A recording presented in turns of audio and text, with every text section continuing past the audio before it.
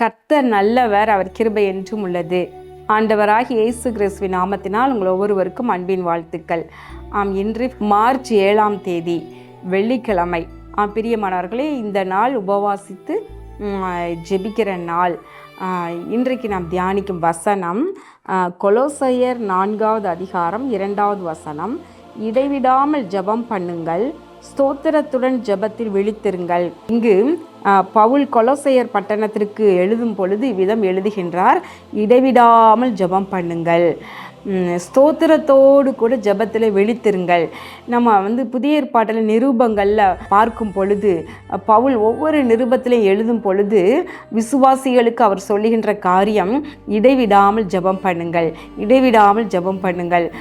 தானும் கூட அவர் சொல்கிறாரு, நானும் இடைவிடாமல் உங்களை என் ஜெபத்தில் நினைத்து இடைவிடாமல் உங்களுக்காக நான் ஸ்தோத்திரம் பண்ணி இப்படி அவருமே சொல்கிறாரு. இடைவிடாமல் ஜெபிப்பதுனா என்ன? சண்டே கிளாஸ் நடத்துகின்ற ஒரு டீச்சர் தன்னுடைய பிள்ளைகளை பார்த்து சொன்னாங்களாம், இடைவிடாமல் ஜெபம் பண்ணணும் அப்படின்னு சொல்லி. அப்போது அங்கே உள்ள குறும்புத்தனம் பண்ணுகின்ற குட்டி பசங்கள்லாம் சேர்ந்து வரிசையாக நெருக்கமாக உக்காந்துட்டு அவங்க சொன்னாங்களாம், இப்படி தான் ஜெபம் பண்ணணுமாக்கா அப்படின்னு சொல்லி கேட்டாங்களாம். பிரியமானவர்களே, அப்படி அல்ல. இடைவிடாமல் என்றால் நேரம் கிடைக்கும் பொழுதெல்லாம் நாம் ஜெபிப்பது தான். நம்ம தானியேலை பார்க்கின்றோம், தாவீதை பார்க்கின்றோம். அந்தி சந்தி மத்தியான வேளைகளிலே தேவனை நோக்கி முறையிட்டார்கள் என்று பார்க்கின்றோம். தாவீது சொல்லுகின்றார், அந்தி சந்தி மத்தியானத்திலே தியானம் பண்ணி முறையிடுவேன் என்று சொல்லுகின்றார். தானியேல் பலகணிகள் திறந்திருக்க அவர் எருசலேமை நோக்கி ஜெபம் பண்ணினார் என்று எழுதியிருக்கின்றது. அப்போ இதெல்லாம் இவங்கெல்லாம் பார்த்திங்கன்னா இடைவிடாமல் அந்த அந்தி சந்தி மத்தியான நேரங்கள் தினந்தோறும் அந்த டைமில் இடைவிடாமல் ஜெபம் பண்ணிகிட்டே இருந்திருக்கிறாங்க. அதே போல் பாருங்களேன், தானியேல் அவரை குறித்து சொல்லப்படுகிறது. ராஜா சொல்கிறாரு, நீ இடைவிடாமல் ஆராதித்த உன் தேவன் உன்னை தப்புவிக்க வல்லவராக இருந்தாரா என்று கேட்கின்றார்.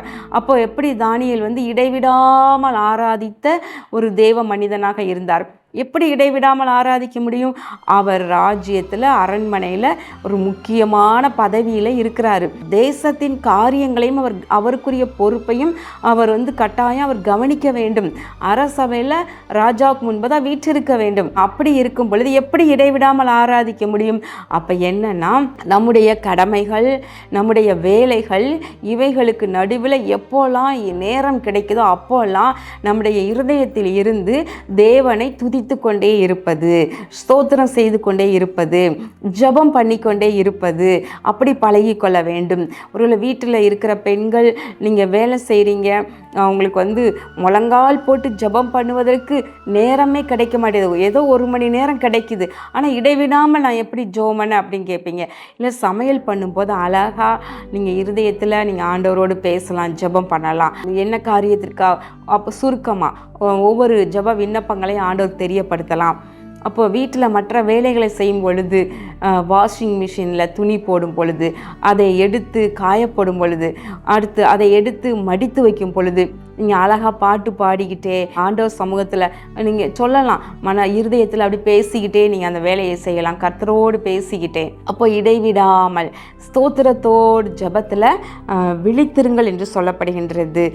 இது கடைசி காலங்களில் நம்ம வாழ்ந்து வருகின்றோம் இல்லையா? சத்துரு நாம் உறங்கி கொண்டிருக்கும் பொழுது களை விதைக்கிறான் என்று இயேசு மகாராஜா ஒரு இடத்துல சொல்லி இருக்கின்றார் இல்லையா? அப்போது தூங்கும்போது என்றால் என்ன? நம்ம நிஜமாவே தூங்கும்போது அல்ல, நம்ம ஜெபத்தையும் துதியையும் சற்று நம்ம குறைத்து அதை மறந்து நம்ம உலக வேலையில் நம்ம அமிழ்ந்து இருக்கும் பொழுது என்னன்னா, சத்துரு களை விதைப்பதற்கு இடம் உண்டாகின்றது. அப்போ அதுக்கு இடம் கொடுக்காதீங்க. ஸ்தோத்திரத்தோடு ஜெபத்தில் விழித்திருங்கள் என்று சொல்லப்படுகிறது. பிரியமானவர்களே, சத்துரு எங்கே களை விதைக்கலாம்? அப்போ அவன் விதைத்த களை என்ன ஆகின்றது? அது முளைத்து அது மரமாக சிலர் விட்டு விடுகின்றார்கள். அப்போ பிரச்சனையின் மேல் பிரச்சனை, வேதனையின் மேல் வேதனை வந்து விடுகின்றது. அப்போ அந்த களை விதைக்காமலேயே நம்ம சரி பண்ணால் எவ்வளவு நலமாக இருக்கும்.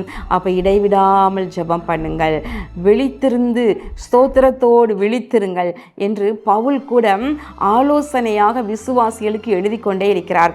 இன்றைக்கு நம்முடைய தியானமும் இதுதான். பிரியமானவர்களை, இடைவிடாமல் ஜெபம் பண்ணுங்கள், ஸ்தோத்திரம் பண்ணுங்கள், விழித்திருங்கள்.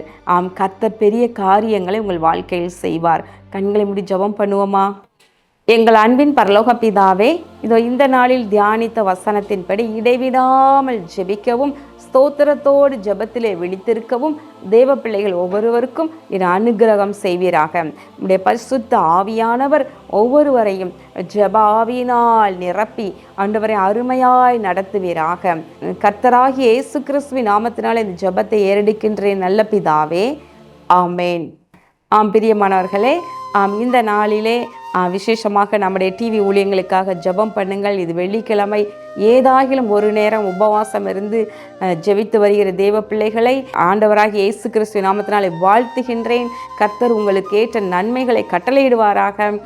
நமது ஊழியங்களுக்காக நீங்கள் ஸ்தோத்திரம் பண்ணுங்க, ஜெபம் பண்ணுங்கள். கர்த்தர் பெரிய காரியங்களை செய்வார். கர்த்தர் உங்களை ஆசீர்வதிப்பாராக.